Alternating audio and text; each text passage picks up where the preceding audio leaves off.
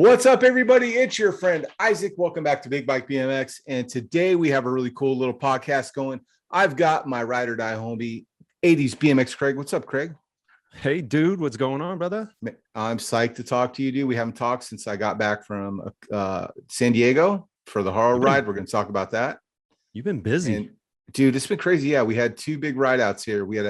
I did the Haro ride in San Diego, followed the next weekend. We did a Sean, everyone's favorite mechanic, Sean, from formerly Phoenix Bike Company. That shop is closed down. So now we're going to move over to Average Joe's Rideshop. So you can find him over there. But this last weekend was his birthday ride out. And what's really unique for us in Phoenix, dude, was that like all the different groups, like we have fixie groups, we have a BMX group, and then we have two big bike groups. All of them came and joined all the Saturday rides, if they had one scheduled, into one giant ride. So we all got to ride together as one big giant group through downtown Phoenix. So crazy. I'll tell you all about it, man. But dude, we have a special guest. Why don't you go ahead and introduce our special guest today, Craig? This is exciting.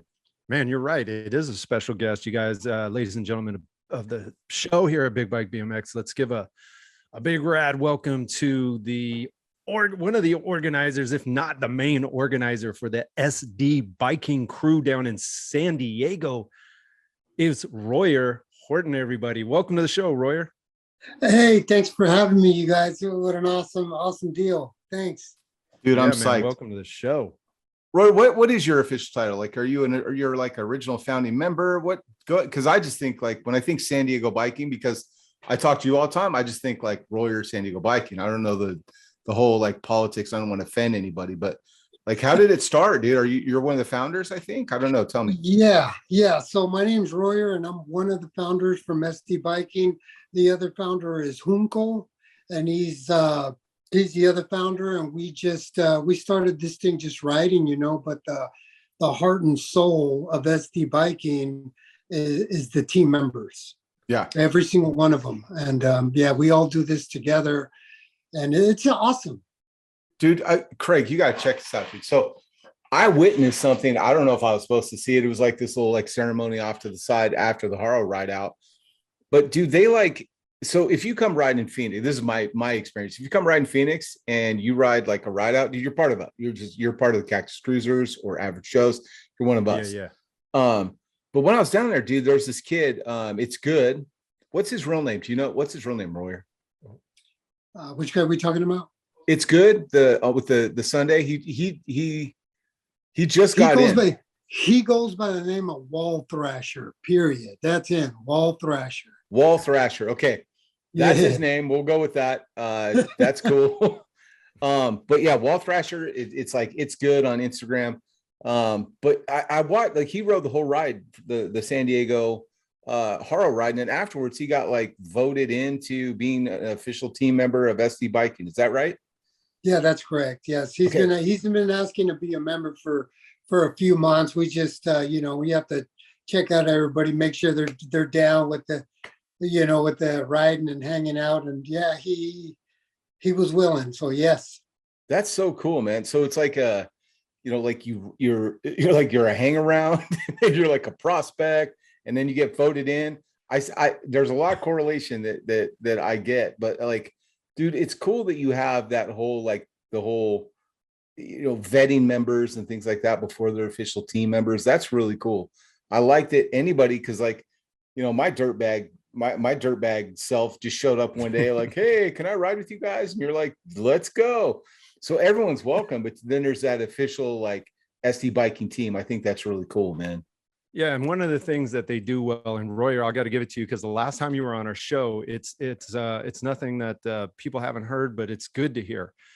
And you said it just now, so I want to bring it up. You're like, look, there are founding members, there's team members, and all this, but the heart and soul of our ride out is the people that come to our ride outs. That's like we can take credit for starting it, but it wouldn't be anything without the group collectively, bro. So yeah, man, that's a good vibe. I like that vibe, man. You guys are doing good things.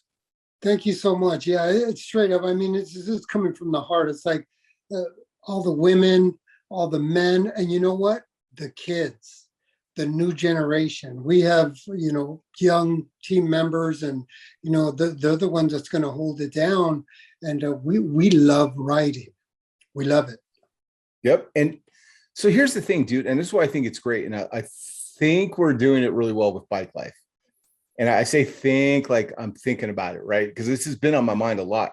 Because I look at the like I look at Flatland. I came from Flatland, and that was my sport of choice. That's what I loved doing on my BMX bikes when I was a kid in the 80s. And it was just that's what brought me a lot of joy. Now, when I look at Flatland nowadays, there's not a whole lot of kids that do it. Like, I know that's going to trigger and really offend some people, or turn them off, like Isaac's over here. No, dude, like, look at the contest and show me like kids that are still doing Flatland. It's a bunch of dudes my age. Like, you look at the podium, it's a bunch of 40-year-old dudes. So like, once they're done, dude, I don't know that like US Flatland has a whole lot to stand on. And I look at Bike Life and I'm like, man, we have to make sure these kids get into it and get supported and get gassed up so they understand how cool the scene is. And then they will do it their whole lives. It's just like, you can't skip the kids for all the fame that people are trying to get. Like, oh man, follow me on the gram. Like, no, dude, follow my kids. You know what I mean? Like, encourage my kids, because I'm 50, bro. Like, I don't know how many years. I'd love to say I got 20 years left, but man, I'll be stoked if I get to 70 the way I've lived my life. Like the amount of like Del Taco and Taco Bell that I've consumed. 70 is like a goal for me. But it's the kids, dude. Like, if we don't take care of those kids and hype them up, we don't have a seat. We don't have anything to grow on. So that's a huge thing for me. I love that that's what it's about there. It's that family vibe, Absolutely. So here's where I want to start. Like, what's your BMX history? Like, did you start out, like, if I say, man, what was your favorite bike growing up, man? What was it? What was your favorite bike? What did you? Yeah, well, in the 80s, they had the coolest bikes. We had a bike shop in Hollywood. I was born and raised in Hollywood. And we had this bike shop and we used to just hang out there. So my first bike I purchased was remember the old school Diamondbacks?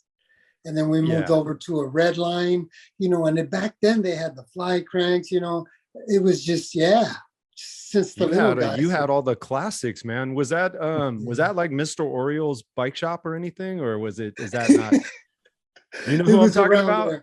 Yeah. Yeah, they had all the cool bikes and they were really cool with us. They would let us hang out in the store, teach us how to change, tires. And so in the 80s, we were riding bicycles. We had this spot called Griffith Observatory out there in Los Angeles. We would ride up and down that hill like 4 times a day.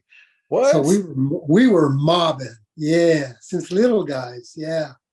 Dang, that's crazy, dude. So what was your favorite bike growing up? My favorite bike was the red line because it was the fat tube, it had the dope cranks. It was just, and back then they had like the little knobby tires, remember? Yeah. And it was, we were doing a street and doing some off-road jumping. They had a couple of pools over there. That was my favorite bike, was red line. That's awesome, that's funny dude. that you mentioned the bike shops, man. And it was like when Isaac and I have talked about like hanging out as kids at bike shops, Royer, it was almost like the bike shops were a second home. Like, you could make the whole day about like riding to your bike shop, hanging out. You knew the guy behind the counter. You could probably go behind the booth if you wanted to use some tools or something. You know what I mean? It was like a whole different vibe than today. But bike shops nowadays, man, they have to go where the funds come in for, like, so the cruising bikes, the mountain bikes and all those things, which is fine. But to find a bike shop nowadays, I mean, Isaac, how cool is it when you walk into like a bike shop that still has a BMX section where you're like, oh, that's BMX stuff. Oh, dude, it's a time machine, bro. Like, it really is. You walk in and I was in Average Joe's just the other day and I walk in, dude, and it's like, there's probably, this is where I look at, like, I rate it, right? I'm like, how many handlebars you got? That's how I know if you got stock. Do you got hubs? That's a bike shop. If you got hubs just on stock, you know what I mean? Oh, that's cool. Yeah. Like you walk in, dude's got like, 20 handlebars hanging up and I'm just like, let me see them all. I don't know why. I love handlebars for some stupid reason. I always have. But man, I just like, I want to hold them. I want to like check the rake. I want to see like, all right, man, how's this back sweep Sweet. Yeah, that's pretty cool. If they have handlebars, man, I'll just sit there and look at all of them. Like I'm a nerd like that. So I can easily just spend an hour. Like if someone's like Brent's gonna go shopping or something like that, I'm like, just drop me off over at that bike shop right there. If they have BMX parts. If not, dude, I just walk around and go like, that looks like an expensive mountain bike. Cool. Like what I mean? Cool clips, bro. I don't know. I don't know how that stuff works. Well, you know what it is for me? Like I love what you said about that, because if they have all those things, but you know what I look for is like the crown jewel is like, is this legit? If they have a sticker case, like if they have decals underneath the glass, and I'm like, oh yeah, so BMX parts for sure. If you got stickers, you guys, I love stickers. So I'm like, okay, this is real, so that's all cool, man. I love that vibe when you go back in, you kind of get, that feelings that you did when you were a kid about, oh, this is my spot. Because most bike shops, like I said, they cater to where the money is, right? So, they're a business, they're there to make money. But seeing BMX in a shop is like, man, somebody here has roots deep in bikes that still loves it like we do. Dude, I walk into my so if I say my local bike shop, it's a mountain bike shop across the street. Like I can look out the window and see it, right? Now, when I walk in there, we both sigh. The people that work there go, oh, and I go, oh, I'm back here again, because I know they don't have BMX parts, and they know they don't have BMX parts, but I'm still going to go in there and like give them a hard time, and they're just like, yeah, we'll take it. But I guess it's just one of those things. Like there is no BMX in that shop at all. Like they barely sell 20-inch bikes anymore. But I understand, dude. It's Phoenix. We have a lot of mountains, and like you said, Craig, mountain bikes feeds that dude's family. So I totally understand it. Like I can't go in there and be like, you guys got to carry all the big bikes, because you know what? They're going to be like, there's plenty of shops that do that. Like I can't afford that. So I don't give them too bad of a hard time, but man, it's really hard to find some tubes sometimes. I'll tell you that. Yeah, for sure. Or grips, dude. Grips are the worst. Grips. Dude, I'll go in there and they're like, yeah, we got these specialized lock-on grips. And I'm like, these are just like knockoff, like Quarry or the QURY or whatever that's called. Those Owry. Just Owry. Yeah, they're just knockoff. Like I'm like, y'all don't have mushroom grips or like ODI? Nope. Right. So I get it. What? Go ahead, Craig. I was just going to ask Royer, like, because the difference, we're like in a triangle here as far as like location. So me in NorCal, you over in Phoenix, and then Royer down in SoCal, San Diego. I was just going to ask you, Royer, like, what's the vibe like as far as bike shops down there, since we're on the subject? Because Southern California, LA, San Diego, it seems to cater to everything, skate, BMX. Has it lost the vibe of the bike shops carrying those products, or is that something you guys still got to hunt for and search for when you're looking for parts? You know what? These bike shops nowadays are pretty up on game. They're catching up with the era, and they know it's like, have some freewheels, have some, some cool night chains. They know what's up. So our bike shops around here, they're pretty stocked up. There's a lot of, nowadays this month, there's a lot of BMX, a lot of big bikes in stores. Yep. There was a shortage a few months ago, but they're in stock now, and the bike shops are pretty packed. It's really cool. I was saying, when you guys were talking about, a bike shop, when it's cool is when you walk in there and they got like an old school vintage bike, like you get to see like a Cook Brothers or some Z rings, and the Z rims, remember them? Hanging up. I'm like, wow, that takes me back. It's so cool to see that. And some of these bike shops have that. 100%, dude. Like if you walk in and you see like a vintage bike, like a museum type bike, man, I get super. So, man, back to the stupid local mountain bike shop. The first time I went in there, dude, they had a two hip like pork, I think, like a really obscure mid-school freestyle bike in there. It just said not for sale, and it was like, oh yeah, that's the manager's bike or something. So I was like, oh man, they're gonna get it. And then I walk over, I'm like, where's the BMX stuff? They're like, oh, we don't have that. I was like, bro, you have this right here. No, I didn't have it. So I feel you though, man. When I walked into Phoenix Bike Company and when that was open, dude, I walk in and you would see like the first bike they had hanging from the ceiling was an original Kuwahara with a basket and an ET. And I'm like, oh wow.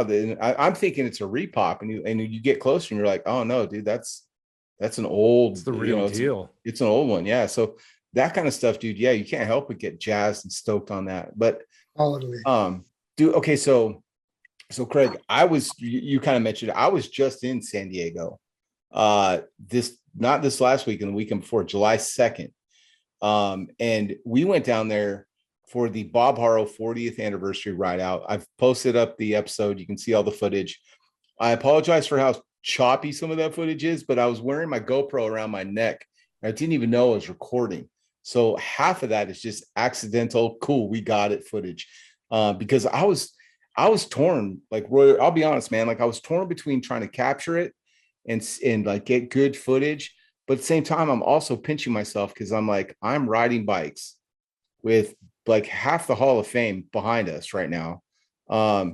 And about how many thousand, maybe it was like 1,000 couple, it was close to 1,000. It felt like there was a lot of people at that ride, dude. And it was just a monumental like experience. What was it like for you? Tell me about the Haro Rideout, and I'm going to equate it to something after you do this, but tell me how your involvement in the Haro Rideout happened and what was your involvement? Well, John and Bob reached out and they asked us if we would help organize, and a big shout out to them because those are like those are people I've like admired for years, and looking at them, like on social media and magazines and movies, and I'm just like, wow, that's so cool, and then to get the call where we would help organize, I mean, it was amazing. It's one of those things where you're just like, this is so cool. I love riding. I don't do, we don't do it for the fame. We do it because we love riding. And then to get the call, hey, will you guys help us out? And, I asked, yeah, what do you guys need help with? Just the route, how should we break, food? And I'm just like, well, you hit the right person. It's like we do, we've shot maybe 500 rides in 2 years. And, and we do a lot of, there's a lot of stuff that happens when you're on rideouts. Number one, people fall. We know what to do. If we can't get them up and running, it's ambulance time. And if the flat is, the bike's down, we know how to fix it really quick. Been doing it so many times. So I told them, yeah, we can help out with flat tires. So they said, we're going to get you some tubes, you guys. Whatever you guys need, we got you. And we were just like, we got this. So we got radios. We had like 8 radios, reached out to the team members. They were just hands up, were quick. They were like, we got a radio, let's go. So a lot of people don't know this, but while the ride was going on, we had members in the front, in the back, on the sides. We were locked and loaded with tools. If anything was going to go down, we were going to take care of it really quick. Yeah, dude. Like Craig, one of the coolest things was like Ed, our good friend Ed, from the PK Ripper 27.5 group. Everyone knows Ed. When I pull up, dude, so I just flew down there. Like I flew down there, no bike in hand or anything like that. Cause I just reached out like, hey man, can I borrow a bike? Roy's like, I got you, dude. So, he's like, I meet them up at the meetup spot and it's early, dude. Meetup is like what? I think it was 12, 2. Meetup spot was in the afternoon, right? Mm-hmm. I get there at like 10 a.m., dude, because that's the kind of dude I am. I can either sit here in this hotel room watching cartoons, or I can just go and ride bikes and see who else is riding bikes. Cause that's, like if it's a summer tour, if it's like an 85 summer tour and the Haro team showing up and the show starts at 3, you didn't get there at 2:30, dude. You were there at like 9 a.m. just in case, like, just in case they drove by or, so I was that guy, man. I was there at 10 a.m. We met up in a parking lot and then Ed and Royer show up. Ed's got like a safety vest with like SDBiking on it, reflective. I'm like, bro, that is awfully professional looking of you, being part of this like bike safety crew. And I had no idea until afterwards. I was helping people just like, hey man, can I help you carry these boxes to cars when they were tearing stuff down?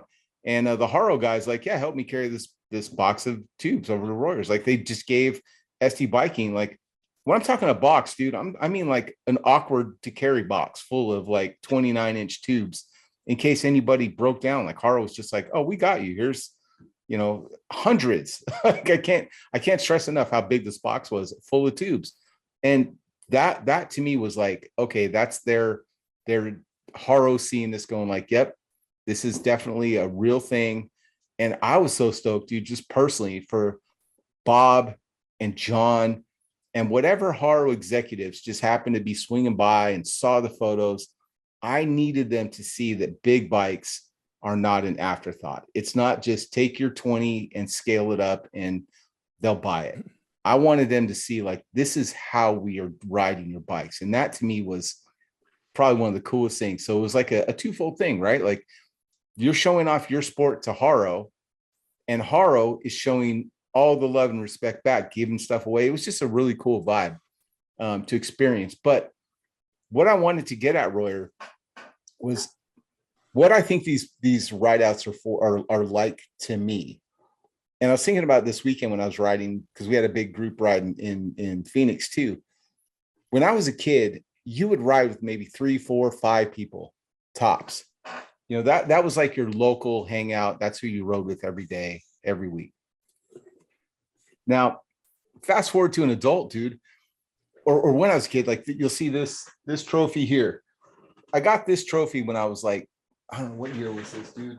I've talked about it, Craig. It's like 86, 87. Look at it. It's so big. He has to reach around with both hands to. It's really it's really embarrassingly big. But my mom kept it, and it was at her place. I was like, oh, I'll take that. 1987.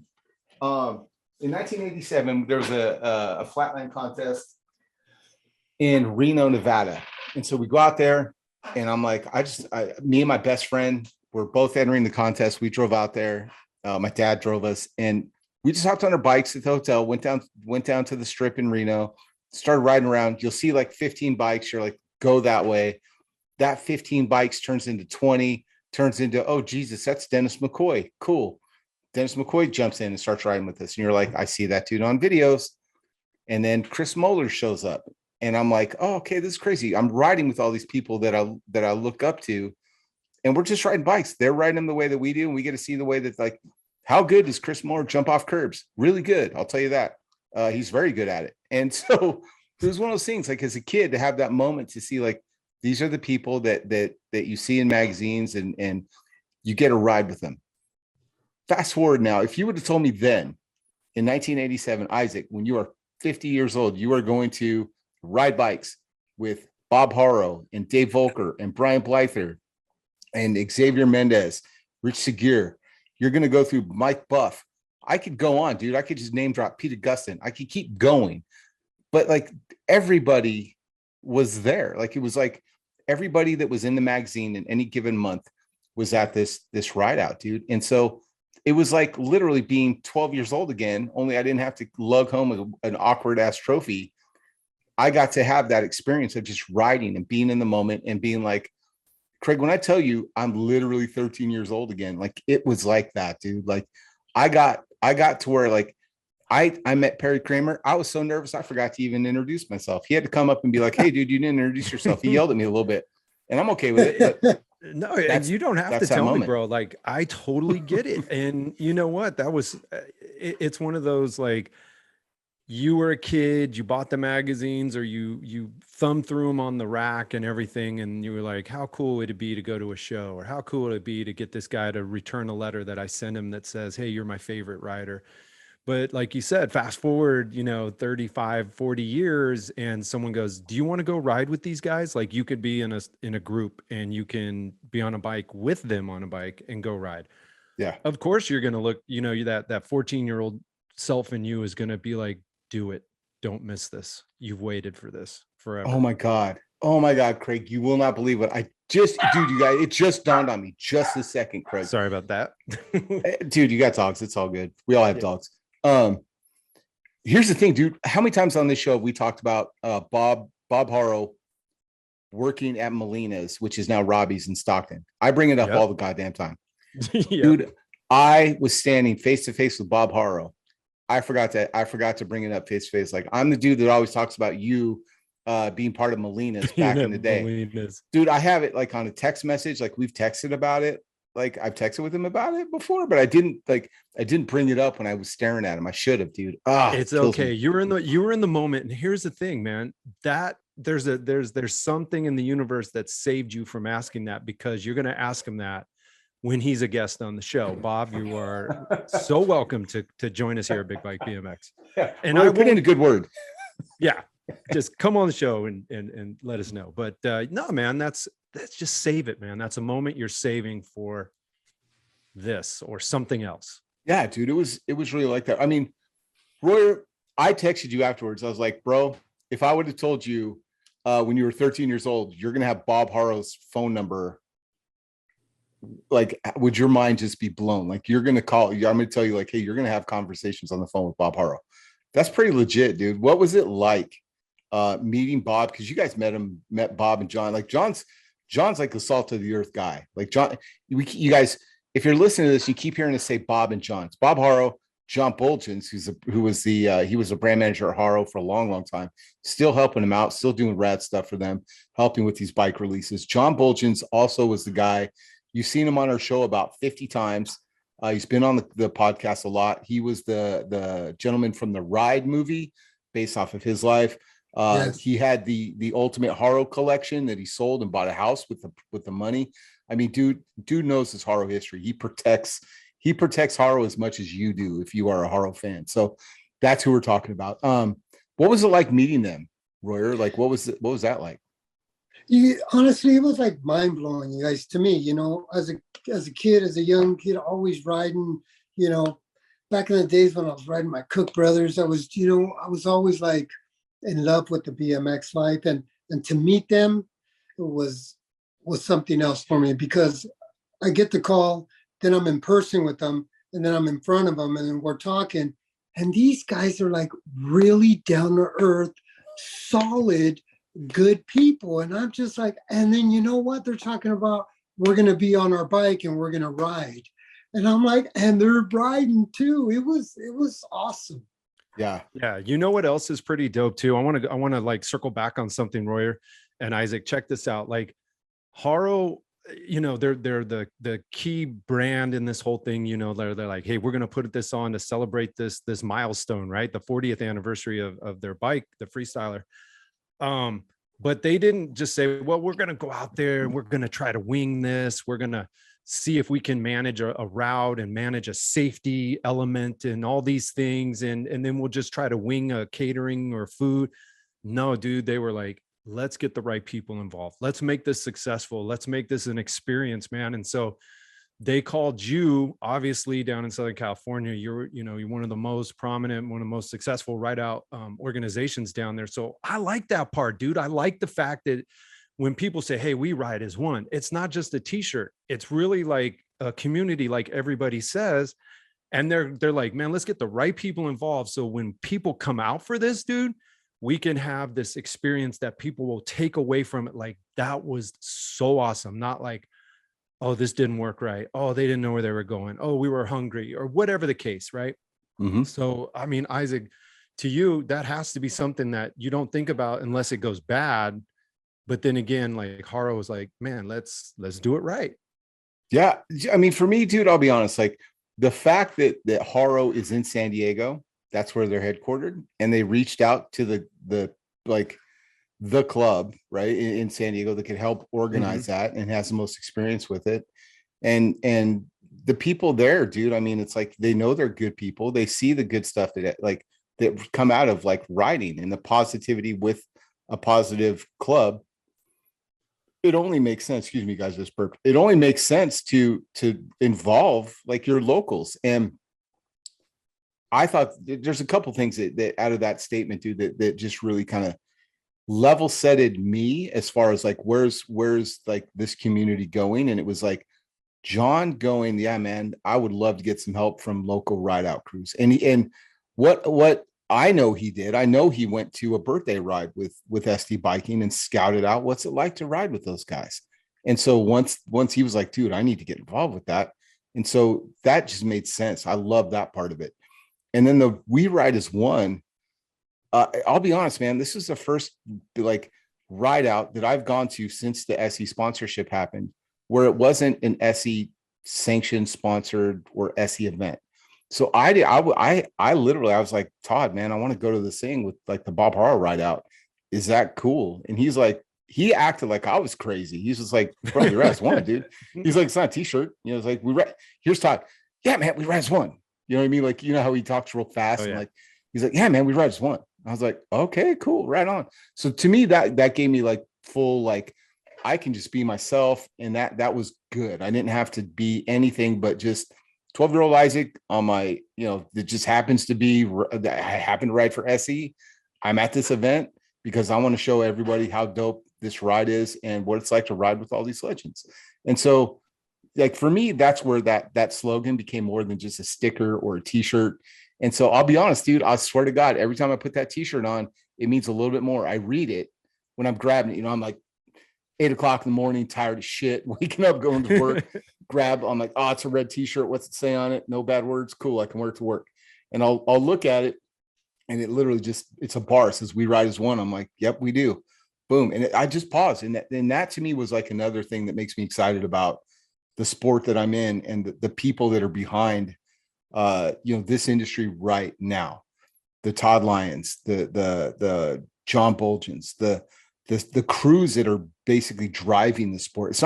That's a difference between freestyle and BMX from when we were kids. All of us, all three of us, when we were kids, the sport was dictated by magazines, dictated by brands who were buying advertising.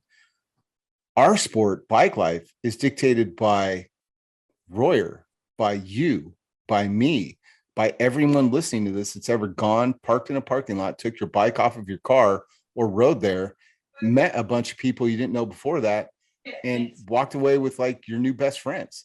That's all. This is our sport. It's not dictated by AFAs. There's no trophies. The only trophy you get is like the drive home going, that was more fun than I thought I would have. That's your trophy. Congratulations. Totally. Yeah. And part of the thing, you know, like you guys know, and hopefully some of you out there know about, you know, me and like my social media, like I'm really into preserving and showcasing the old school, the history of our sport, freestyle racing. It doesn't matter as long as it's something that has come from our past, where our roots are. I always use that term, our roots. But, you know, one of the things that I think is super dope is those guys that I showcase. I'll show pictures of anyone from Eddie Fiola, Martin Aparijo, you name the old school legend or the notable person from back in the day. When you see those guys now participating, whether it be from racing or freestyle back in the day, now immersing themselves in the big bike culture or going to an event, it's almost like it comes around full circle. It's like now these guys are like showing up. They're like, whoa, this is kind of cool. You would never think that they would jump on a cruiser or a big bike, BMX bike. And here they are, you know, like Isaac, there was a photo of you coming out of the tunnel on this ride out with Bob leading it. And here's Isaac in a wheelie with, I think, a GoPro in his mouth, like capturing this moment, but his eyes are forward. Like he's still taking this in, you know, and I'm like, look at that. Look at how it came full circle. Now Bob Haro's in a ride out, which is what we do. And it's just cool to see that that can still exist here. And like kids, there could have been kids out there that are like, hey, Dad, who's that guy? Why does everybody get his autograph? Well, let me tell you. And that right there passes that torch. And that's, I mean, dude, that really just makes the hairs on the arm stand up. Like the kids would be like, oh, so that guy is part of the reason why we're out here, right? Because that's really where it came from, you know? Yeah, dude, to sit in that parking lot and within, I don't know, well, we're all lining up, right? I'm playing like the scene in my head, and I see Royer. I go over to talk to Royer real quick about something, and he's like, "Oh, we're rolling." And so that's how I managed to be like right there at the front, because he was basically like, let's go. And so it was like, I didn't even get a chance to ask like whatever the stupid question I was about to ask. Like, hey, well, you know, when are we leaving? He's like, we're rolling. And it was like, boom. I was like, oh, let's go. Right. So I just, you know, going through a tunnel. Where else am I going to ride through a tunnel with Bob Haro? I'm like, I'm going to pop a wheelie up. And then that's that picture. And the funny thing is that picture, Royer's the one that's right out in front. It's like, it goes Royer, Bob, then it's like me, and there's like two other dudes in the picture that just happened to be in the right spot. Like we all walked over to ask Royer a question, and that's when we took off. So that's what Yeah. And what I did, Royer, is check it out. So that I saw that photo on someone's page. It could have been yours. I'm not sure who it was. It was a really cool photo. I cropped it. I blew it up. So I tried to isolate Isaac and Bob. And then, right. So I send it to Isaac and I said, Isaac, your 14-year-old self just got a new poster for your wall.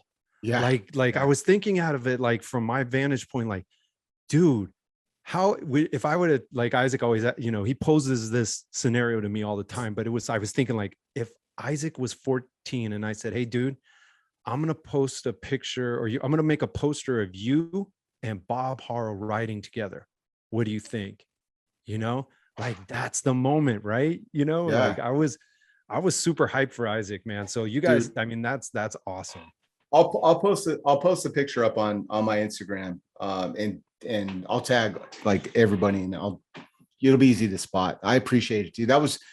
It was just a dude, like what I was about to say too before this, within 100 yards, I'm literally standing and I'm talking to, I think I was talking to Coda, and in front of me is Bob Haro, right? Freestyle legend, and like pioneer of the sport. To my right, about 30 feet, is Mike Buff, right?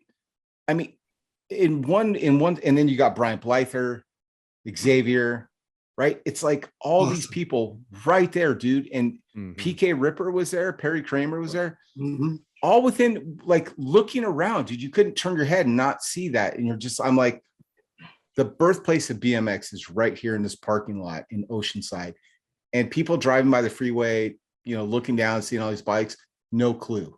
But to us, it was definitely a moment, right? Tell me, what was your thoughts on it, dude? What was it like, Roy? Oh man, well, just to start with, Bob Haro asked me to help him with the announcements. So I'm just like, dude, I'm gonna do the announcements too. Like, this is like awesome, because I do announcements, here and there for our rideouts. But this was like it was awesome for me. It was a special moment, and like I do the announcements, and and I'm chatting with him, and like these guys are genuine. I mean, down to earth.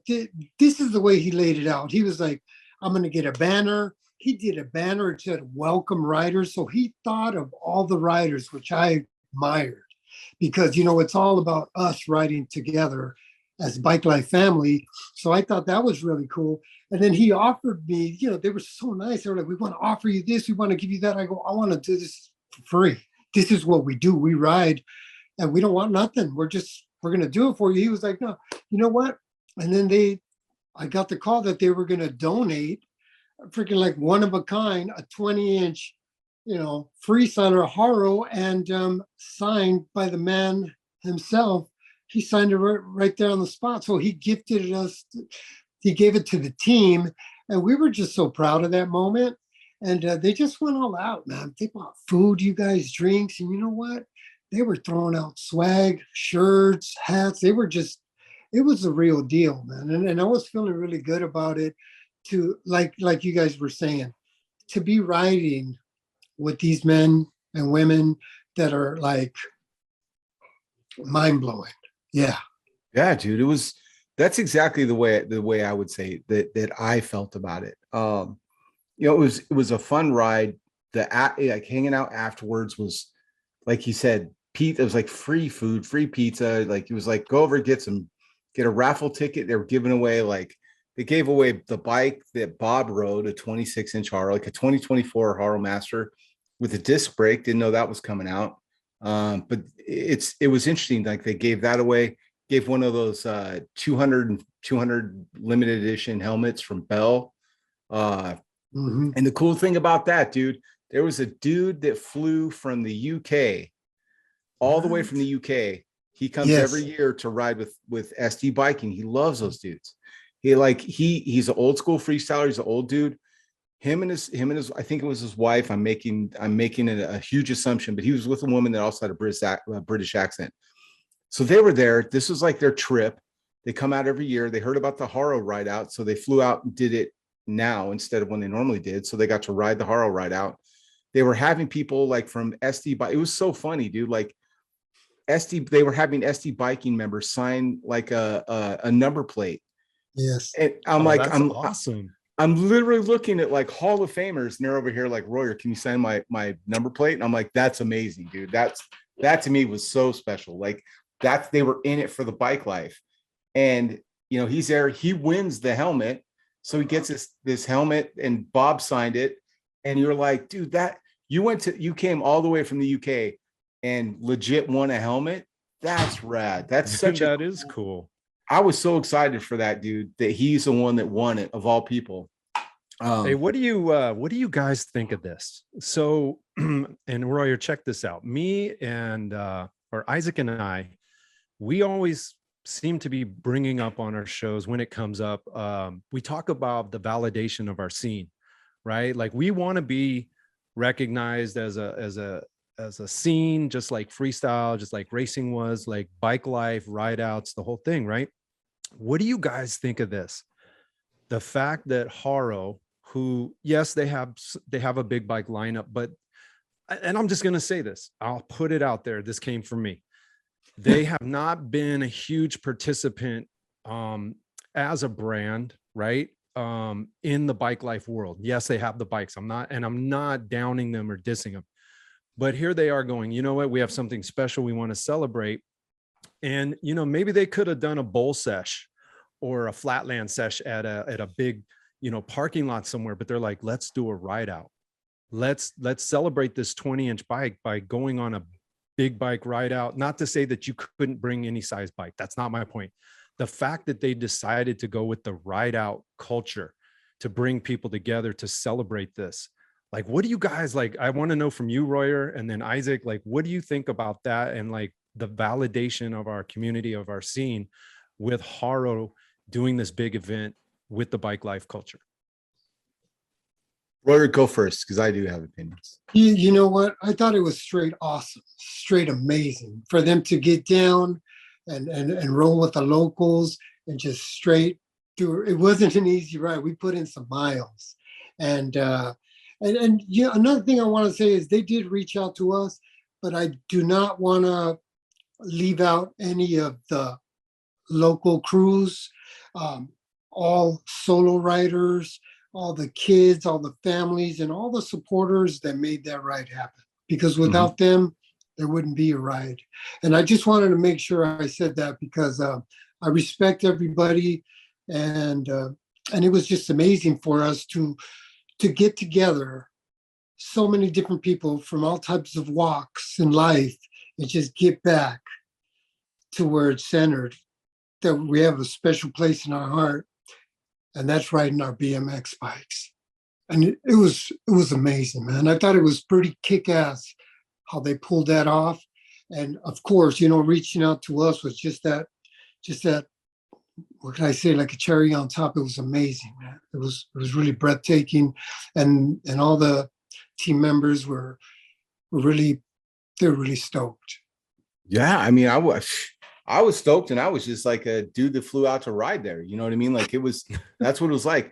I think for me, Craig, I liked seeing Haro jump in. I liked that it was from, it didn't feel like it was an executive move. It was like it did feel very like real. It didn't feel like it was a promo. And it was very well represented. Like, if that makes sense, like everybody was there. It wasn't just a, Haro or nothing. It was definitely like, we're here to BMX, man. And it was like, whatever size bike you brought, whether it was an e-bike, whether it was a 20-inch, whether it was a repop, whether it was an original, everybody, it was equal ground. Everyone was just stoked to be there. Dude, it was so rooted that like even the hangout before we took off, there was a jam session. There was a jam circle there. Rude Dog was like, he was out there doing his like infinity rolls and hops, doing his flatland tricks on this big bike. Sean White was out there doing like funky chickens. He's an old flatland guy. Yeah. So it was amazing for me to see that, like that jam circle still exists and that people were doing flatland on big bikes. That was pretty awesome. I want to see Haro do more stuff like this. I'd love to see Haro put more passion into the 26, 29 line. Like I love the Legend series, but man, I want to see him do something where it's like, it's not just, hey, here's a blown up version of our 20-inch bike. I'd like to see him like really look at the geometry, go, hey, you know what? We're going to put a POTS mod on this or something, Yeah. like we know you're going to flatland it. I'm going to put a POTS mod on this, like, just like we did in the 80s, that kind of stuff. I'd love to see Haro go all in on the big bikes and see where they can go with that. I think that would be good for the sport. It would be good to push the other brands. And there's a lot of us, dude, that grew up riding, and insert any brand. Haro was a very large one. So we all had that like Haro, we all had that, like, there was those big brands, Haro, GT, and then you had like the smaller ones that were like the CWs, the Hutch, stuff like that. It was a little bit more boutique-y. I would love to see Haro just go for it and go do a little bit more with big bikes. Like, I know it's easy for me as someone that sits back. It's not my money investing in it. I get it, but that's just something I would like to see. And what they're doing now, or they're supporting rideouts. They're coming out like, hey, yep, they learned what it was like. They went all in. They were giving out tubes if you had anything issues. So that kind of stuff, dude, I think is amazing. I love that other people are jumping online. It's not just SE hosting rideouts now. Because I don't, and I just know the brands that are doing it, Yeah, I think that's what I was like more or less leading towards, is like, and I like your angle too, Isaac, because you're like, I want to see him do more with the bikes. I want to see, more things that big bikes, I want them to bring out more big bike options and things like that. And I want to see them. I would love for John in his transition, from from what he does at Haro and his transition and moving away from that, to report back and be like, look, this was amazing. This was such an event that people supported us. And I really want you guys to understand that this is our future and this is something that we can get behind. So, at least he leaves that there. And then hopefully the people or the person that either takes his place or the others that make decisions there can be like, yo, we need to get into this community more. We've got the bikes, we can make more, we can do different, themes or different, whatever the bike is going to look like, but we need to be out there, not only making the bikes, but being a part of the community. So they make that, you know what I mean? Like they make that transition. And same, not just for Haro, the same for other brands that may or may not have a big bike in their lineup. And if they do, and just, make the bike like, oh, we'll just sell this because this is what's the hottest thing out there right now. But why not? Let's throw a ride out. Let's bring a couple thousand people together and let them know we're here to support them as they buy our bikes. And, just kind of that handshake, that trade-off. Yeah. Well, here's the deal. If you really think about it, Craig, Haro was built on the back of the Summer Freestyle Tour. GT was built on the back of the Summer Freestyle Tour, the freestyle bikes, the freestyle divisions. BMX, that was every weekend at whatever city you were at, right? Nationals, that was a touring show. But if you think about the summer tours, that was like when Haro came to your town, right? When when the team showed up, when GT showed up, when Haro showed up, that's what I'd like to see them do. It's not like, I don't want to be Captain Obvious, but we already know the formula, right? Just give me something to do with my bike and your brand, and I'm going to show up and do it. So all we have to do is transition from that summer tour in a bus, having, Ron Wilkerson do 180s and stuff like that in the van, towing the ramp, send him cross country. Let's just do rideouts. Like, hey, it's the Haro rideout in Boston. It's the Haro rideout in whatever cities. I would love to see the return of that the summer tour. And instead of like, hey, come out and see the Haro team, it's like, come out and ride with the Haro legends, man. I would love to see Dave and Ron and Brian and those guys out doing like a tour, a ride out tour. I would love to see Eddie and Martin, and you can get all those GT greats, get them together. Do a GT dyno, man. You can throw get Josh White in there. You can get Volker in there. These are dudes that don't want to do it. I know Scotty Freeman would probably jump on. He still rides bikes a lot. So like Skyway, man, with Maurice, you could get, Drob, you can get all these people are still riding and they will ride. I'm just saying, like, there's a lot of opportunity for all the bike brands to jump in. And it's not like it's a secret formula. We all know what you did the first time. Do it again. Just do it with Rideouts. You don't have to send a ramp. So definitely. Yeah, I was kicking back. So a day or two after the Rideout, I was like, "Ooh, that was amazing." I'm still, like tripped out 2 days later, like that was amazing. Stoked. I get a message. I look at it and it's Bob Haro. I'm like, what? And this dude reaches out to me and he's like, "Man, I want to thank you guys. That was awesome. We're gonna do it again." I was like, "Oh, he's calling it out." So there will be another ride, and it's in the near future. That I can speak on. What I can't speak on is some of the goodies that they're working on. I know that they're, they just ain't sitting around. That they see what's going on, and they got some goodies in the works. And like you guys just mentioned, I'm excited because I'm a 29-incher. I'm a big bike guy, so I think some good stuff's coming up. I can't do the spoiler alert, but it's not my place. But there's some stuff that they're on their game, man. Big shout out to Haro. I mean, they're you guys know the bikes. That double top tube is just, it's just like their bikes are badass, and it's iconic. And I hope they got something good for us, and I know they do. So yeah, it's gonna be awesome what we got. I want to thank you guys because what you guys are bringing up, it's like killer topics, man. Like, let's make it happen. Let's bring it back out. Let's ride.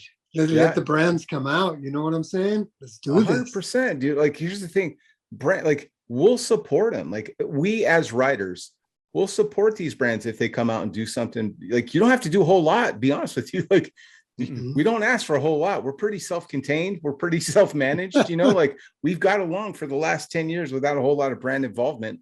So we don't ask for a whole lot. But like, man, it'd be cool. Like, little things, like, you know what I mean? Like, the things that I think brands could do, they could take a few cues, like show some big bikes on your Instagram. Like, that would be cool. You know what I mean? Show someone riding a wheelie on a big bike on your Instagram. That might be, start there. That's a good place. Like, that bring me a lot of stoke. It's when because what you talked about earlier, Craig, was like, I do feel like sometimes big bikes are kind of the stepkids of like the BMX scene. Like, we're over here pumping out. We're pumping out bikes. Everyone I know with big bikes owns more than two. Like, I'm just going to be honest with you. Like, just about every rider I know has at least two bikes, right? Two big bikes. So brands, pay attention. You know what I mean? Like, we're keeping you in business. We're a pretty large market, and we don't ask for a whole lot. Just respect us. Like, that's the biggest thing. It's like, show me on your Instagram. Just show my sport on your Instagram. Show me something that looks familiar, because I'm over here buying like 4 and 5 bikes.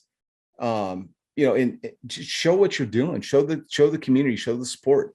That's a good place to start. I love that what you're talking about, Roy, that they're gonna be doing something. They're gonna be investing in this, and they're investing money and time. And just investing respect back into it is that's enough for me, man. I'm easy to please. I'm an easy customer like that. But I'd love to see GT do that. I'd love to see, other brands just jump on and like, let's organize something. I think it's time to do it. We've proven like people will show up and it's fun. I'm gonna do like a weird, like, this is gonna be like a hard swerve, but talking about rideouts. One of the things I want to pick your brain about, Royer, is you've talked about it over and over, the common thread of every conversation I've had for you. I think we've known each other for almost 2 years now. And I think every time I speak to you, and Craig, every time you've been on like what, two, I think twice at least you've been on the show, the Christmas episode and another time.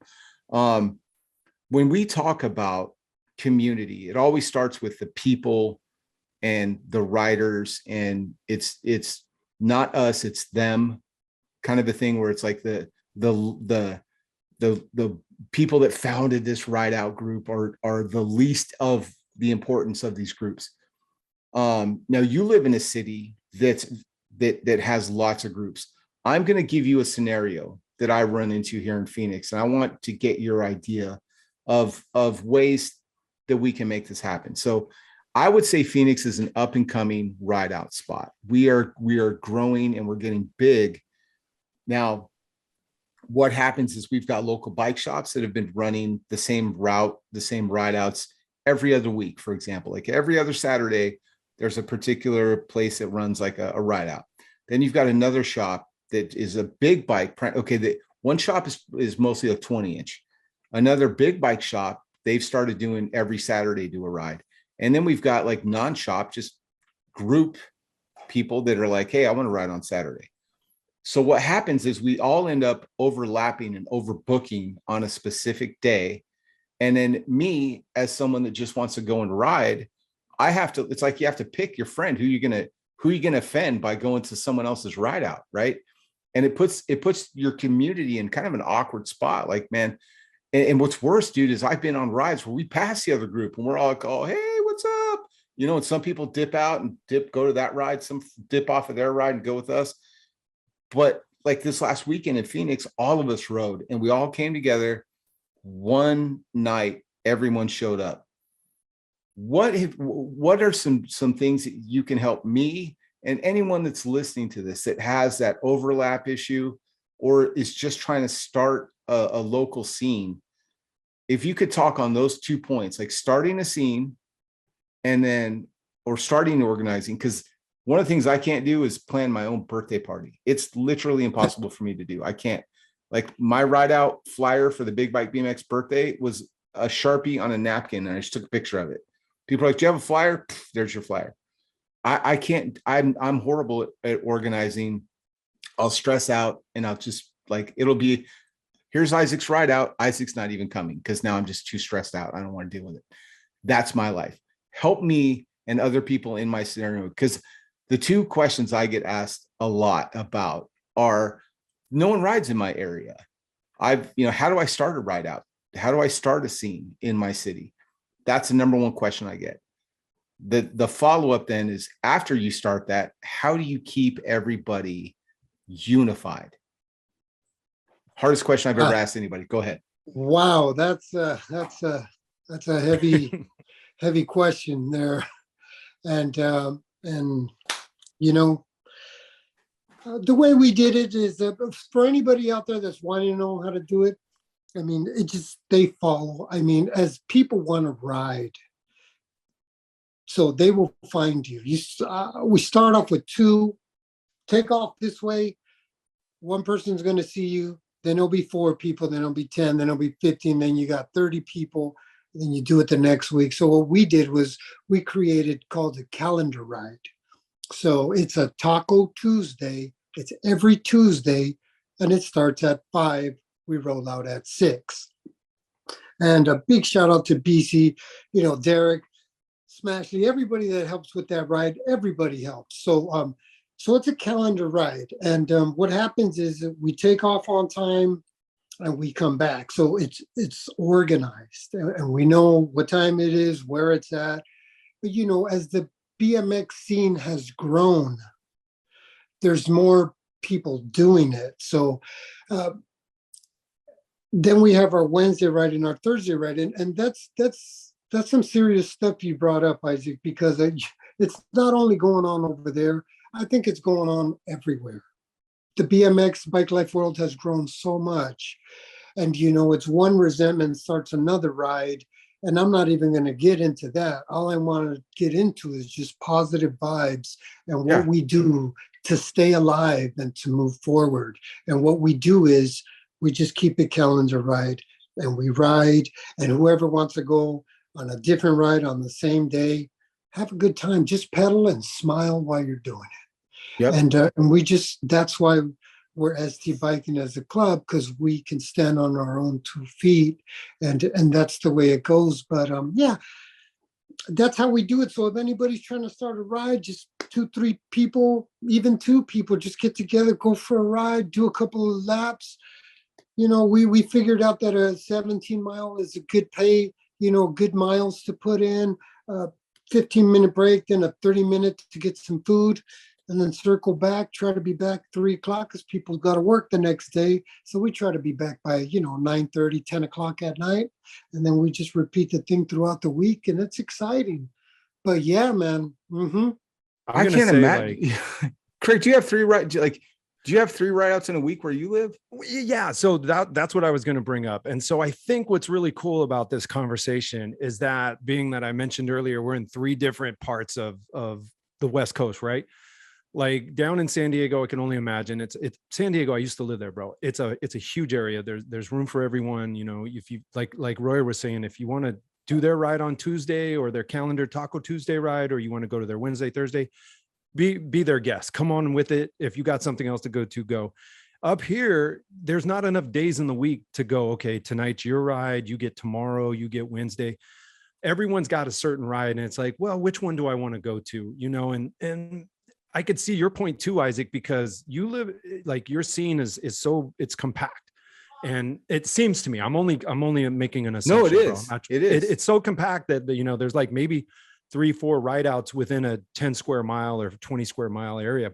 So you guys are like, whoa, if, excuse me, if the majority of folks go, say, to ride A, and on the same night ride B is happening, then ride B gets, shafted a bunch of riders, and they might be like, well, where's the riders, man? We don't have anyone. And so I could see that contention here, though. To answer your question, yeah, there's multiple rides on even Monday nights, Tuesday, all during the week. And then you got your Saturday and Sunday rides, which, depending on where you're at in the Bay Area, you could be at 4, 5, 6 different rides on the weekend, depending on which one you want to go to. So yeah, that's the situation up here. So I think with yours, it's more or less like, I really liked how everyone got together for Sean's ride. They said, hey, let's just get all of us come together and do that. And in Phoenix, from what you're saying, what I gather, it's more or less like, how do we work this out so people will have there won't be conflicting ride outs organized on the same night. So everybody can go to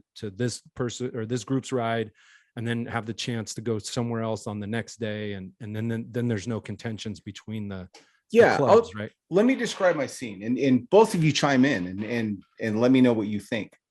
Let's say 80% of the bike life scene here in Phoenix, we all ride everybody's route, right? Like there's one Saturday we're going to ride downtown, but I'm going to ride with 80% of the same people. And then there'll be like 20% new people, maybe from other rides. But then the next Saturday, the bike shop ride, the same people are going to come to that. And then his local customers are loyal to, they're not, I don't want to say bike, they're not necessarily bike life, but they're going to come out and ride in a community ride out, right? That's their thing. Like, man, maybe once a month. They're not like, okay, they're not the 80% of us that are like, man, I want to ride every single moment I get a chance. Like, I ride my bike to the mailbox, you guys. Like, that's how stupid I am, right? So, but I understand not everybody's like that. So they might show up for that once a month ride out, and that's what they do with their family. And I support that, man. I love it. But, and maybe, maybe my question more is like, are we the weird ones, right? They're just like, we want to ride every single day. Or maybe it's just spread yourself out, man. Maybe it's Isaac, go to their ride, go to their ride, go to their ride.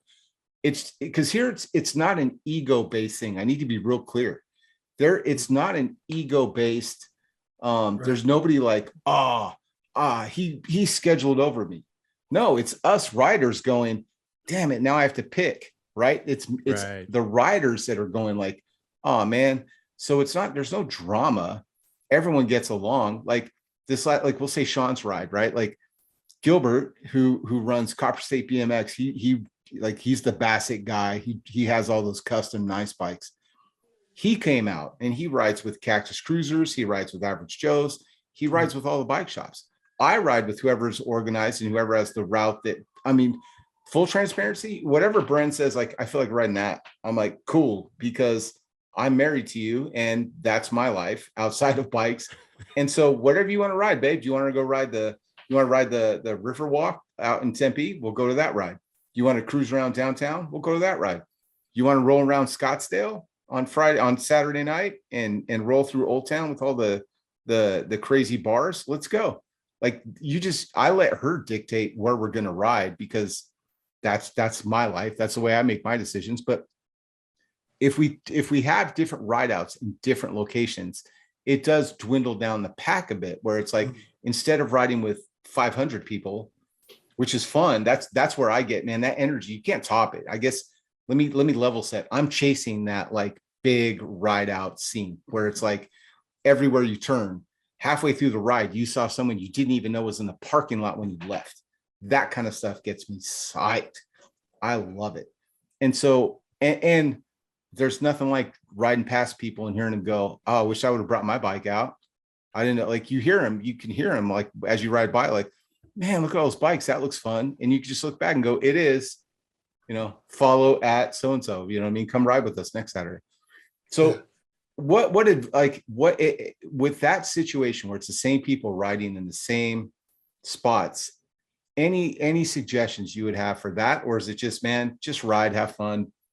You know what? I'll tell you guys what we did. The last time I was on the show with you guys, I said we had 4 calendar ride outs. We had our Taco Tuesday, had our, Ride Out Wednesday, and we had our Thursday, and then we had our Sunday. So we had run into this. It wasn't a problem. It was just like a situation where, we had a lot of riders. Then there was another Thursday ride, and there was a lot of riders. So, they were just like, man, we wish we could all ride together. Why do we have pick and choose? It feels like, we're picking different rides. So, what we did, you guys, just to update you, we closed our Thursday ride. We're the only ones that I know of that have done this. Maybe they have, I'm not aware of, but we're the only Bike Life crew that has in San Diego, because some people from Los Angeles reached out, like, how's it going? How did that work out? What we did was we got 2 rides. They both started with a T, and we closed both rides, united them, and we call it TNT Thursdays. So everybody gets together, and it's one of the biggest rides out here in San Diego. But once again, this ride is for the riders, Yeah, we help, with the organizing and stuff like that, but this ride is for everyone. Yeah. And the reason we did that, to show our willingness on not to talk about bike life, but to be about bike life. So that's why we merged, so we could all ride as a family, and so we fixed.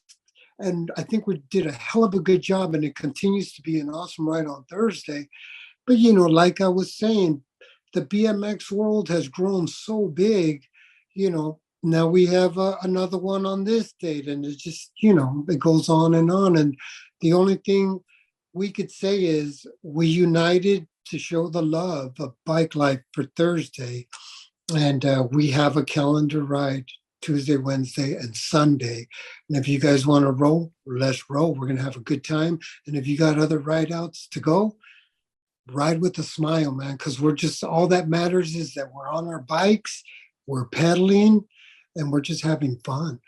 Yep. Yeah, I love that, man. I agree. And one of the things that I'm taking away from this, and the two, for you guys, Zick, out in Phoenix, and for you, Reuter, in San Diego, I think the takeaway really is that the communication is there, the willingness to say, let's work on, let's all talk and just see what we can come up with to make this the best for everybody. And I'm not saying like, every ride out needs to call someone else and go, oh, good. But when it has like that, you're doing a ride this night, I'm doing one. What if we merged it or whatever and made this something we could all get together on? It would be, it would just be that much better. But it all starts with going, hey man, you want to talk about this? Like, should we do something? Should we not? Whatever it is, there's at least that like, hey, let me call you, you call me, let's talk. And Isaac, it seemed like at least for, what you got, the scene, because I know more about basically what you guys did with Sean's ride out, it really worked out well, man. Just calling it, everybody getting together and going, let's do this. It was dope, dude. I'll be honest. Like, my friend, I'll just give names real quick. Like Dave, my buddy Dave from Cactus Cruisers, the way this all, it's kind of funny the way this organized and the way this all happened. Like we in Phoenix have a group chat. We just call it BMX chat Phoenix. Like we don't have to put Phoenix on it. We just know it's all of our friends. And so we're in there and I'm like, where are we riding Saturday? Right. I'm like, whose event is Saturday? Because I need to know, because I'm looking at the weather to find out like which route, because one of them's super windy. And if we have a monsoon, it's going to suck. So, and summer monsoons are a real thing here in Phoenix. So I asked in a group chat where we riding Saturday, and Sean is like, oh, it's my birthday. I'm excited to ride anywhere. I was like, it's your birthday. It's Sean's ride out. And in this group chat is all the group organizers. So I was like, cool, man. I just said, we're riding with Sean this weekend. Who wants to claim credit for it? First one to respond, it's your ride. Somebody's like, we'll do it downtown. Cool. Now it's that you're the organizer. You're the first to respond. But awesome. And then basically we just told everyone else like, hey, you know, all the riders are basically just like Team Sean, Team Sean, Team Sean. And so the organizers at that point kind of saw like, oh, well, the riders are uniting outside of the group that they associate with. So it was like, hey, you know, and then another guy's like, hey, we had that weekend, but can we merge? I was like, dude, yes, let's do it. I'm sorry I organized over your ride. I didn't look at any calendars or anything like that. It was just happened to be Sean's birthday. It wasn't personal.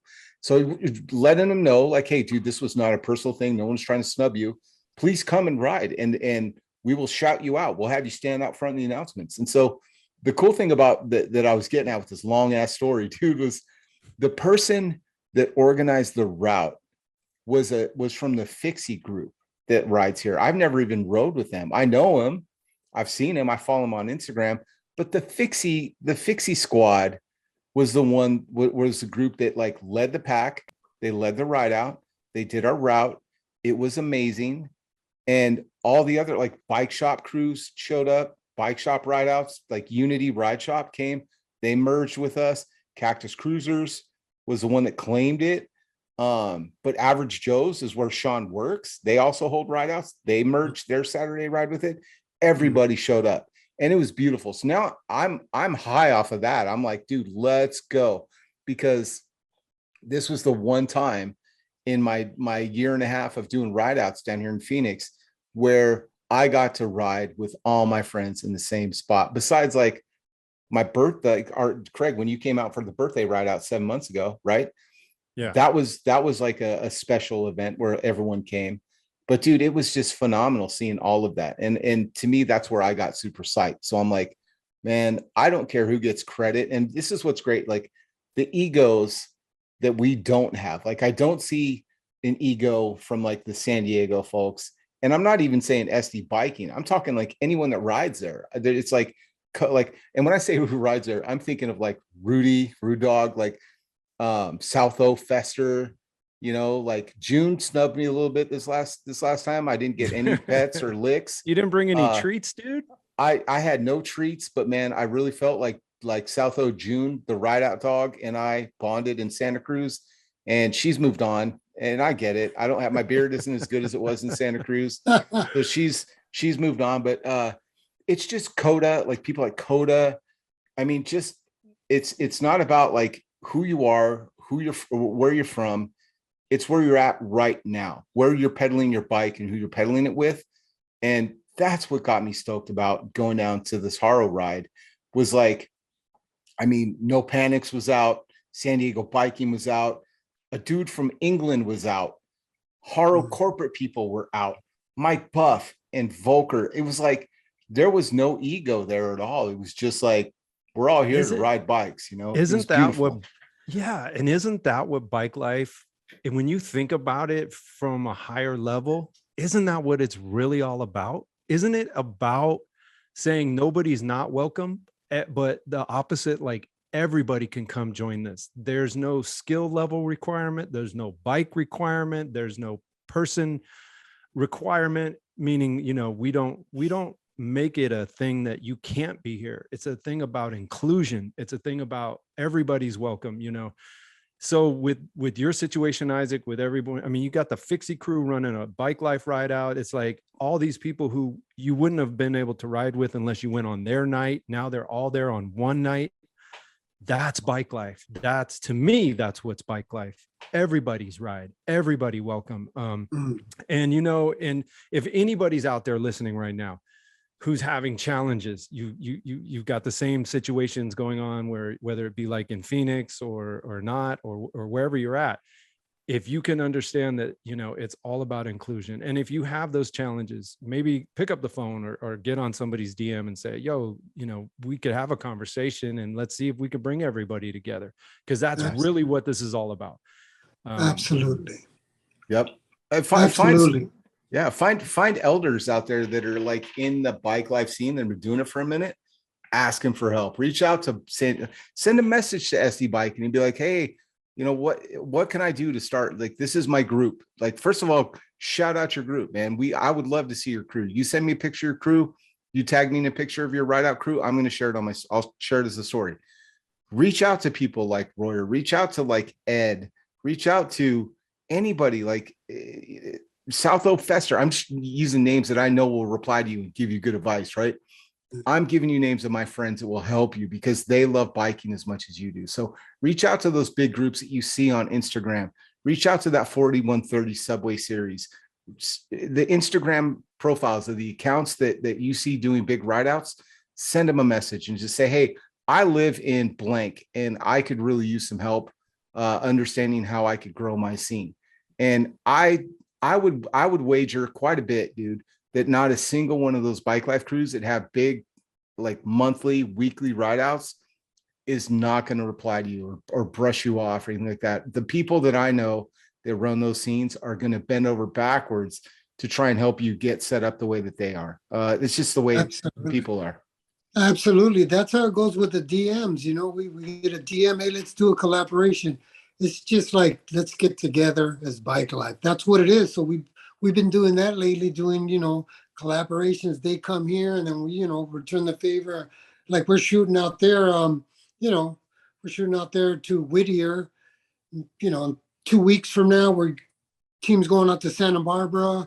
It's just, you know, just support, collab, you know, don't hurt to ask. You'll be surprised. Yeah. Well, we're cool. Bike Life is cool. It's, and it's growing. So it's growing really fast and it's growing really big. I love that direction because, like, I know in Phoenix we have a Copper State BMX Cactus Cruisers ride that you guys are coming down for. It's at the end of the year once the weather cools off. Mm-hmm. Multiple clubs are coming, you guys. It's like San Diego Biking, Blockheads. Mm-hmm. Who else is coming, dude? BMX Beaners are coming. Like, it's everybody.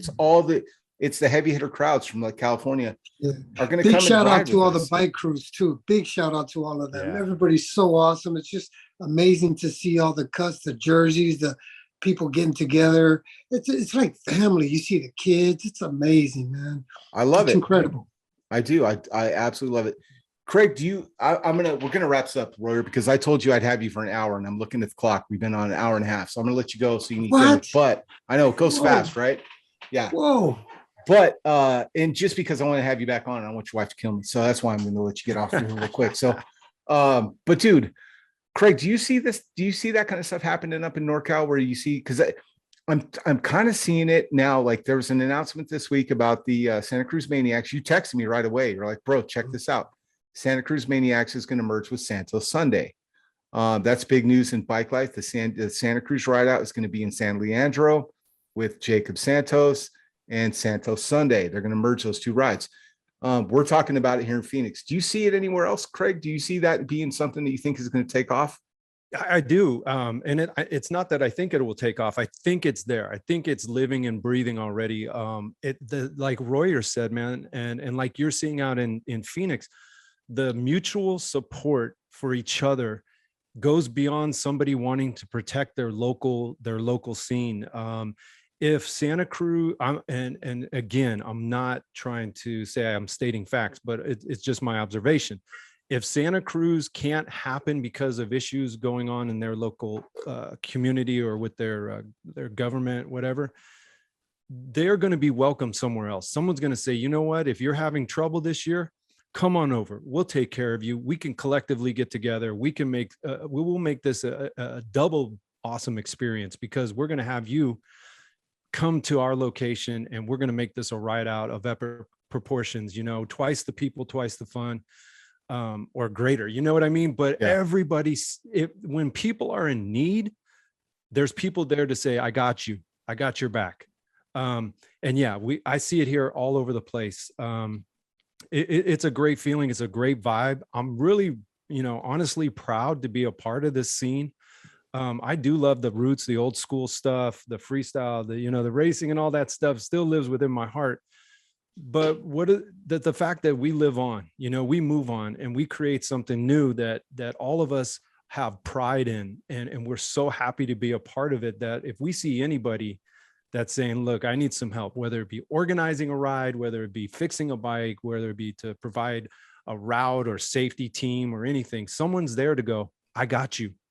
And I think that just shows you the character and the quality and caliber of the people who are involved with bike life nowadays. I want people to know that these guys are not just organizing a ride to tout some ego or anything. And I know I'm getting on a high horse here, but I really want to, just basically say, man, we are a community that is a community. We live and breathe by, let's take care of everybody, and anybody who wants to be a part of this, you're welcome to be with us.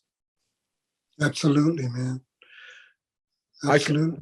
I couldn't say it more. I mean, Craig, here we go. All right.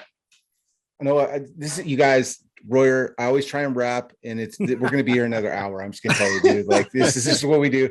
Anyone's listening to the show, every time I try and wrap, we just keep going. But dude, I think you're right, Craig. I think you're spot on. I think we are there.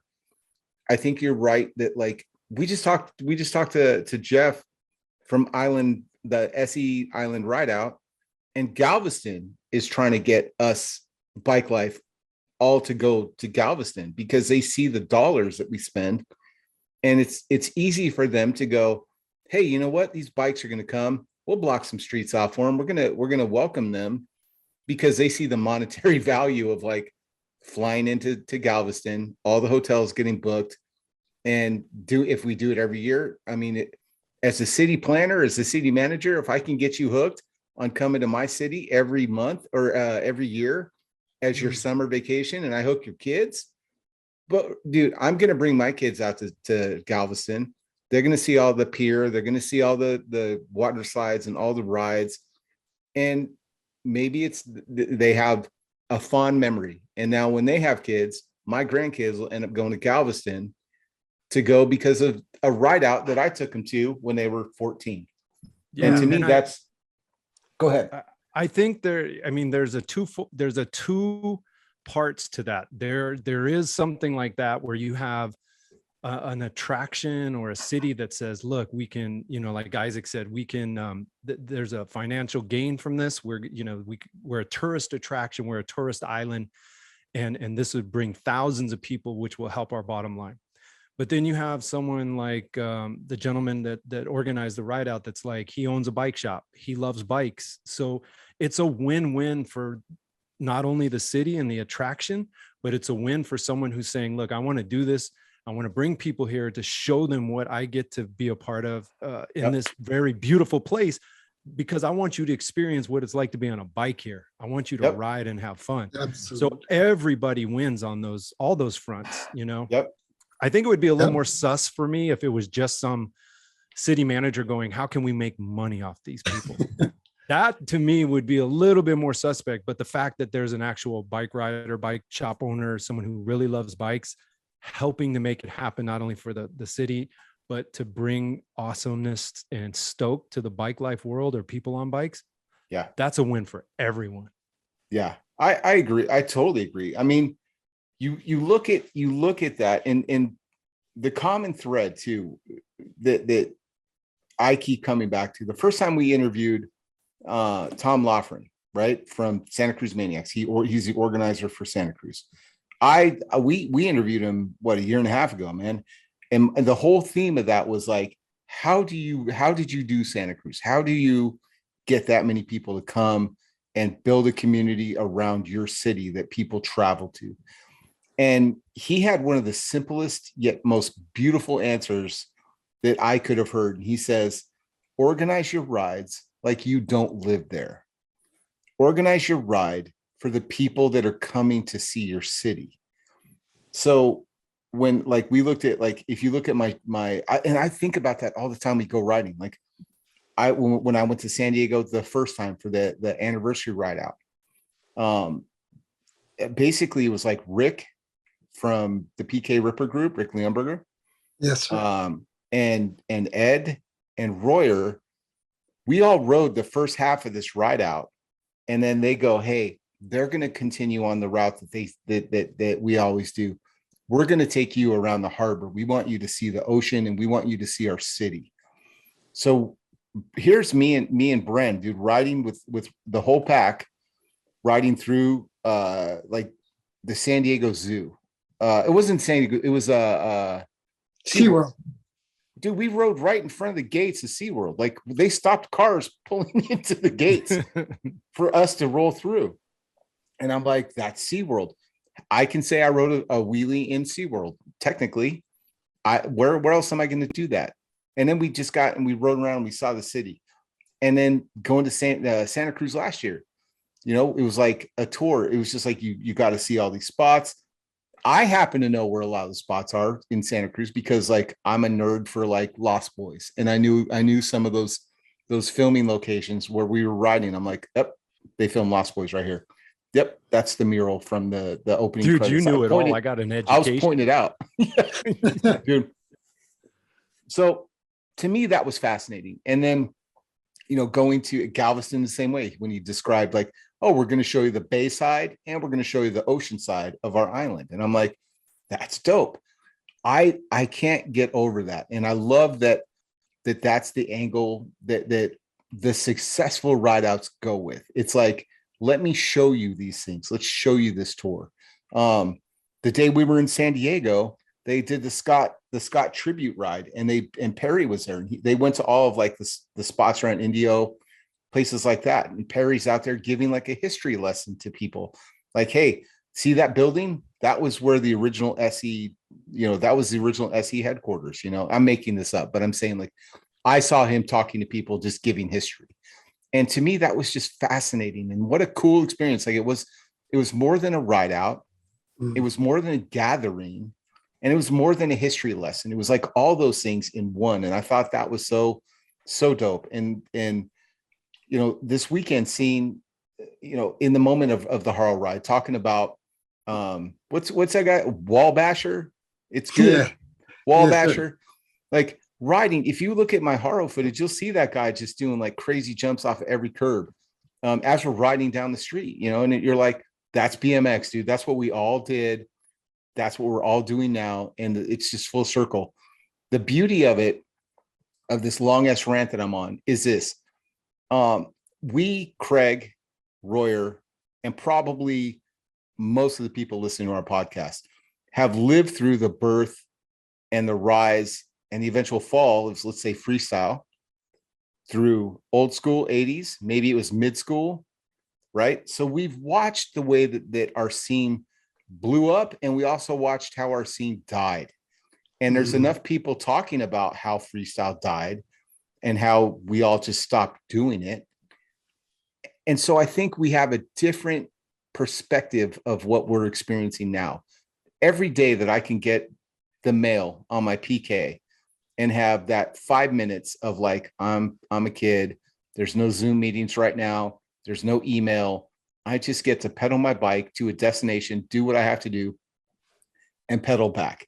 That to me is enough to fill my love cup and keep me going. I'm that simple of a person, but my DNA is bred that way. My whole life, I've just been BMX and riding BMX bikes. So that's where I think this is beautiful.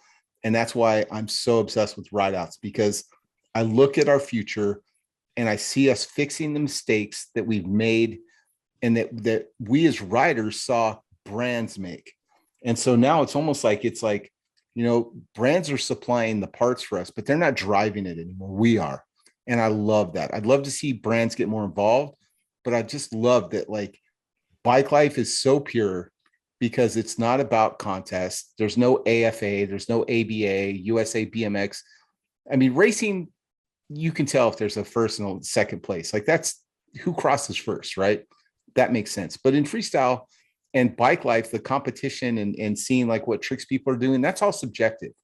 And so to get a trophy in bike life, man, you show up and your trophy is your sweaty ass helmet and your OldBones Therapy knee braces having to get thrown in the washing machine because they're soaked through, because you just spent your weekend riding bikes with a few hundred of your best friends that you may or may not know. It's just wild. I love that stuff. Riding with people who I don't even know their name. It's like, hey, I'm Chris, and it's like, oh, but I'm at so-and-so on Instagram. I'm like, bro, we've been friends for like 2 years. I didn't even know your name was Chris. You know what I mean? Like that kind of stuff just blows my mind and I love it. So there's my big ass rant about bike life and why I love it and why Right? you should love it. And if you are an organizer, think like someone that doesn't live in your city. Like this last weekend at the Sean Rideout, the Fixie guys, we rode by the Valley Ho Hotel. I was like, I've been here 15 years. I've never seen the Valley Ho. You all have seen it. If you're listening to this video, or if you're listening to this podcast and you have seen the movie Psycho, you have seen the Valley Ho Hotel, but we got to ride by it and see it. And that's a famous landmark in Phoenix. And so people that may, like if you came from Tucson, you got to see some really rad parts about Phoenix that we love to show off and that we're proud of. And that's what I get stoked about. When I rode in San Diego and Royer's showing us, this is my spot, this is my city. And when I got to ride in Santa Cruz, I just heard Tom's voice as I'm riding uphill, pedaling, like cursing that uphill grunt. I'm like, this is your fault, Tom. But I knew Tom had a plan and he wanted me to see what was at the top of that hill. And when you get up there, the payoff, man, you got a cliff with just ocean. And I don't see that in Arizona.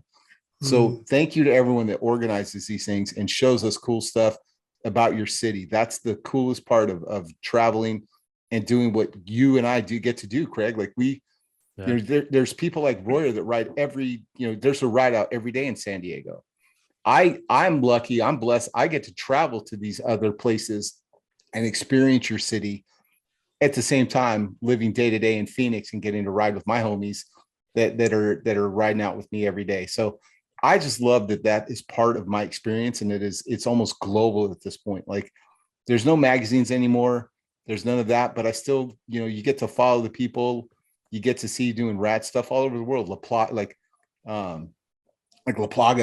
what he does in Brazil, dude, like some of that. It's just crazy.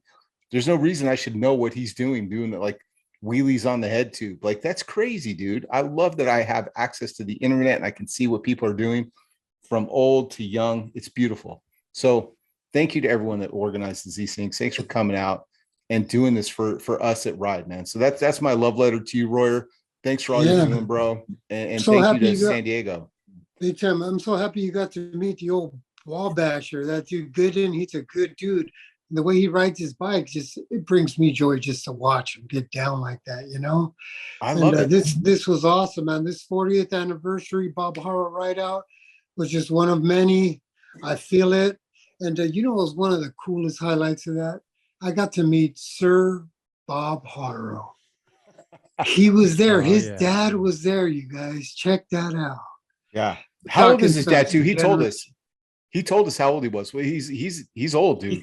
He said 94, right? I heard there was a 9 before the number. What'd you hear? I heard the number 9, so that he's 90 something.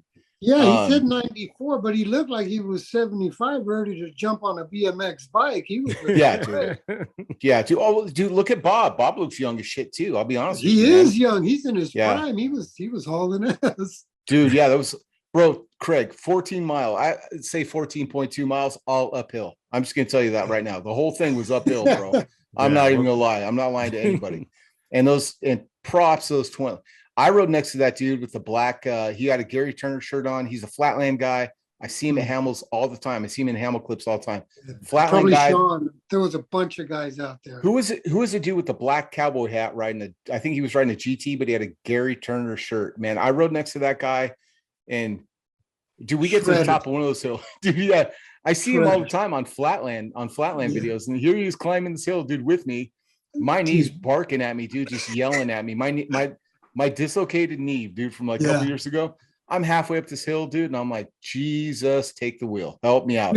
And mad respect, yeah. I see this 20-inch dude, man, just going, and we get to the top. He's like, that sucked. I was like, who organized this? You'll hear me I was like, man, who organized this? You know, because we were just laughing about it. But yeah, dude, like that was pretty phenomenal. Just seeing him. I can't believe how young Bob Haro looks, dude. Like him and his dad both. They must be Scientologists or something, dude. There's something like there's a secret to, because those guys are both, man. They look young. So there you go. Yeah. All right, y'all. So right. Craig, I'm gonna quickly give my thank yous, and then I'll let you take over to wrap everything up, dude. So you guys, thank you to everyone at Haro that organized that event that we talked about. Appreciate you. Thanks for all you did. Thank you for the tubes, and thank you for recognizing my sport that I love to death, and doing stuff and being part of that San Diego community where you're located. I love that. I love that you're supporting your local ride-out crew. That's amazing. Thank you, Haro, for that.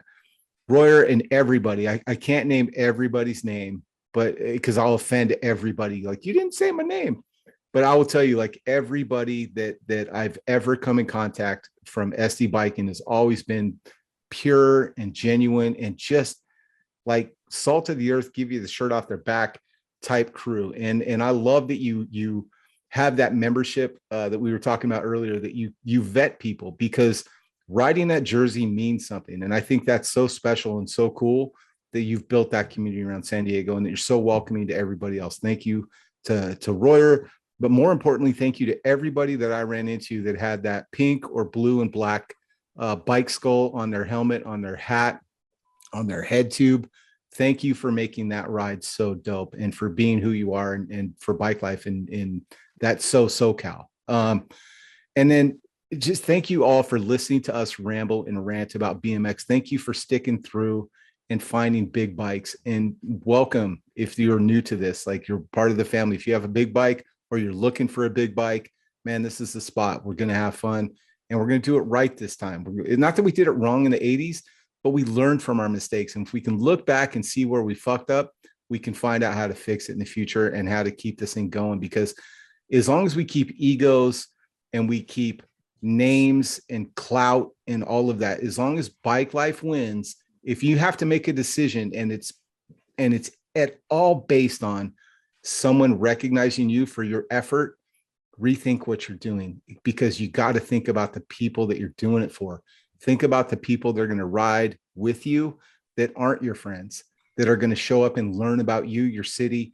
Show it off, man. Have fun with it. But man, thank you to everyone in San Diego for that Haro Rideout. Thank you to all the legends that showed up, and thank you to everyone that maybe just had a Haro and showed up. Thank you for that, because yes, it was cool riding with Bob Haro. Yes, it was cool seeing Mike Buff and seeing all that. Like, I keep joking about, like, half the Hall of Fame was there, and it was great seeing them. But if we didn't show up, the average normal people like you, me, Craig, didn't show up to those rides, then it would just be another, exclusive ride out. But the difference was, man, everybody was equal. Everyone was there. It didn't matter what kind of bike, what size bike. And the same thing happened in Phoenix this weekend with us. So I love the trend that I'm seeing, where just bikes come together and show off your city. It's not about who you are. It's about who you're doing it with. And that is so special. So thank you all. Have fun on your bikes. Thank you, Royer. Please tell your wife, thank you for letting me keep you 50 minutes past what I told you I would. So I apologize to your wife. Craig, any final thoughts, man? Yeah, dude. And thank you. First of all, shout out to Royer for hanging out with us tonight, and just talking about BMX, like BMX riders do, man. I mean, it's a real pleasure to have you here, Royer. I really love what you're doing. And that's going to lead me into my shout out, man. I want to shout out everybody who currently has a ride in their local area. Shout out to all those people for all their hard work and efforts to bring something to not only their local community, but the BMX community for others to come and enjoy. And I want to give a shout out to everyone that goes out and supports these rides, who shows up, who brings their bikes with their family, with their friends, no matter what bike they have, they just want to show up and have a good time. So that part of it, I want to thank the bike life community for being what it is. And I think it's something really good. I think what we're doing is just having fun and sharing that with people who want to do the same thing. So let's just give the whole damn scene a shout out. So, That's right. yeah, let's do That's that. right. But no, man, that's what I got to say, man. I really like this conversation tonight. I hope somebody's listening who either wants to start something locally, and if you can take away from it that it's just all about, like Isaac said, just make it like, it's not your city. It really just organize it like, you're bringing people in to showcase what you're all about, and to show them how much fun you can have, and then worry about all the in and outs later on. I think you're going to be really successful, and people are really going to enjoy what we're all about. So that's it for me, Isaac, man. I just want to end it with that, brother. I appreciate it. Royer, any final thoughts, man? Is there anything you want to say to everybody out there? Yeah, man. Ride bikes, have fun. Life's really short. Ride with a smile. And like you guys said, if you're doing it for ego, you might want to step back. Do it for the love. I do it for the love. I love everybody. If anybody needs help with anything, organizing, talking about radios, anything, shoot us a DM on the SDBiking page on Instagram. Much love. I'll talk to you guys. Appreciate you coming out, man. Thank you so much. All right, y'all, that's it for this episode of Big Bike BMX. Thanks for tuning in. If you like this, hit that like and subscribe button on YouTube. If you're listening on Spotify or Apple and you like this, man, do me a solid, subscribe so you get all the latest episodes. And if you want to leave a review, I'm told that helps. I don't know.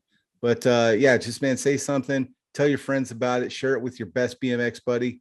And that's all we ask, man. I want to thank all of our sponsors for your support, helping us be who we are, and giving us the opportunity to actually sit down and do this. So we appreciate all of our sponsors. And Craig, send us out, Bubba. Yo, appreciate it again. Roy Horton from SDBiking, Isaac Irvine. This is Etnies BMX, Craig. Thanks everyone for showing up here. We love all you guys, and you know it. So once again, Big Bike BMX, thanks for hanging out. Isaac. Ba-ba-da-ba.